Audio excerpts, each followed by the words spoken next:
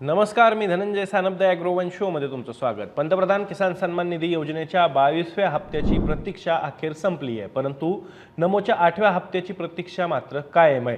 राज्यातील शेतकरी मागील 2 महिन्यांपासून नमो शेतकरी महासन्मान निधी योजनेचा हप्ता कधी येईल याची प्रतीक्षा करतायत। राज्य सरकारकडून नमोच्या हप्त्यासाठी बराच विलंब झालाय, त्यामुळे शेतकऱ्यांची प्रतीक्षा अद्यापही कायम आहे। मग पीएम किसानचा 22वा हप्ता नेमका कधी जमा होणार? नमोचा 8वा आणि 9वा हप्ता एकत्र जमा होणार का?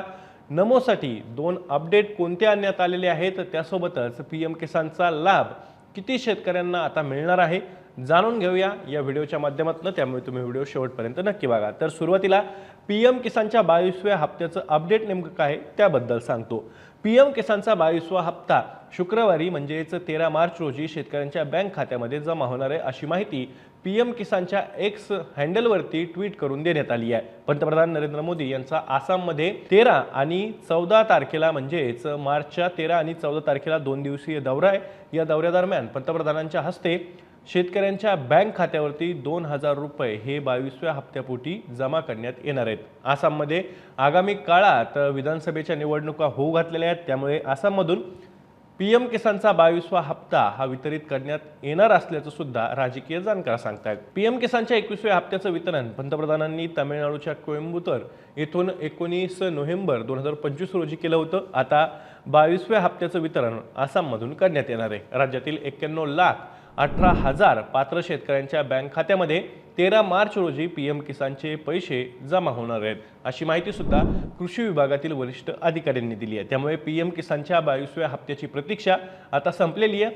पण तुमच्यापैकी अनेकांचा प्रश्न असा असेल की पीएमचं कळालं, नमो शेतकरी महासन्मान निधी योजनेचा हप्ता 8वा कधी जमा होणार त्याबद्दल सांगा। तर अजून नमोची तारीख ही जाहीर करण्यात आलेली नाही आहे, परंतु राज्य सरकारनं 9 मार्च रोजी 2 शासन निर्णय प्रसिद्ध केलेले आहेत। या 2 शासन निर्णयात नमोचे अनुसूचित जाती आणि अनुसूचित जमातीसाठीचे लेखाशीर्ष तयार करण्यास मान्यता राज्य सरकारकडून देण्यात आली आहे। सरकार एखाद्या योजनेसाठी किंवा कामासाठी जो निधी खर्च करतं तो कोणत्या खात्यातून किंवा कोणत्या शीर्षकाच्या खाली दाखवायचा आहे हे ठरवणारा भाग म्हणजे लेखाशीर्ष असतो। यापूर्वी नमोच्या हप्त्याचं वितरण हे सर्वसाधारण प्रवर्गातून निधी वितरित केला जातोय असं दाखवलं जात होतं, मात्र आता त्यासाठी 2 स्वतंत्र लेखाशीर्ष हे तयार करण्यात आले। त्यामुळे राज्य सरकारच्या नमो शेतकरी महासन्मान निधी योजनेचा हप्ता वितरित करण्यासाठी हालचाली सुरू झाल्याचं आपल्याला एकूण पाहायला मिळत आहे। अर्थसंकल्पात नमो शेतकरी महासन्मान निधी योजनेसाठी राज्य सरकारनं सर्वाधिक निधीची तरतूद केलेली आहे, त्यामुळे शेतकऱ्यांना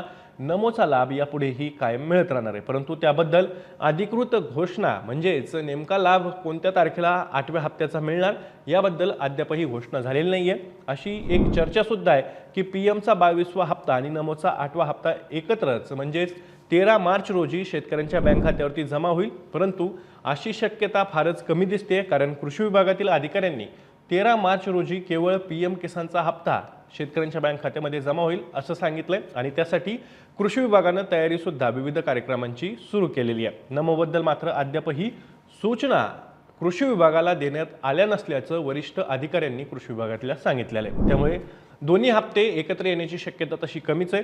दुसरं म्हणजे नमोचे 2 हप्ते एकत्र येतील अशी सुद्धा चर्चा आता रंगलेली आहे, म्हणजे 8वा हप्ता आणि 9वा हप्ता एकत्रच शेतकऱ्यांच्या बँक खात्यावरती जमा केला जाईल असंही बोललं जात आहे, परंतु अद्याप 8व्या हप्त्याच्या निधीच्या वितरणालाच राज्य सरकारनं मान्यता दिलेली नाही आहे। त्यामुळे 9वा हप्ता देण्यासाठी तातडीनं हालचाली केल्या जाण्याची शक्यता तशी कमीच दिसते। त्यामुळे त्याबद्दल सुद्धा अधिकृत माहिती समोर येईल, त्यावेळी त्याचं अपडेट तुमच्यासाठी नक्कीच घेऊन येऊ। अर्थसंकल्पात या योजनेसाठी तरतूद केली असली तरी कृषी यांत्रिकीकरणासह विविध योजनांच्या निधीला मात्र कात्री लावण्यात आलेली आहे। कृषी समृद्धी योजनेच्या बाबत तोच कित्ता गिरवण्यात आलाय। एकीकडे केंद्र सरकार आणि राज्य सरकार या दोन्ही योजनांचा मोठ्या प्रमाणात गाजावाजा करत असतं। या पीएम किसान आणि नमो शेतकरी महासन्मान निधीच्या योजनेतनं जो निधी शेतकऱ्यांना थेट बँक खात्यामध्ये जमा केला जातोय त्यातनं शेतकऱ्यांना आर्थिक स्थैर्य येत असल्याचा दावाही केंद्र आणि राज्य सरकारकडून केला जातो, परंतु वास्तवात मात्र या लाभार्थी योजनांच्या पायी विविध योजना ज्या आहेत कृषी क्षेत्रातल्या त्यांना कात्री लावली जाते आणि त्याचा मोठ्या प्रमाणात कृषी क्षेत्राच्या ज्या पायाभूत सुविधा आहेत त्यांचा विकास जो काही घडून आणणं अपेक्षित आहे त्यालाच कुठेतरी खोडा घातला जात असल्याचं सुद्धा बोललं जात आहे। या योजनांच्या म्हणजेच लाभार्थी योजनांच्या 2000 रुपयांवरती शेतकऱ्यांची बोळवण केली जात असल्याची चर्चा सुद्धा यामुळे जोर धरू लागली आहे। PM किसानचा 22वा हप्ता शुक्रवारी शेतकऱ्यांच्या बँक खात्यामध्ये जमा होणारच आहे। त्यानंतर नमोच्या हप्त्याचं अपडेट काय आहे तेही आम्ही तुमच्यापर्यंत नक्कीच घेऊन येऊ, कारण की त्याबद्दलची अधिकृत माहिती अद्याप समोर आलेली नाही आहे। तुर्तास या माहितीसोबत मी इथेच थांबतोय।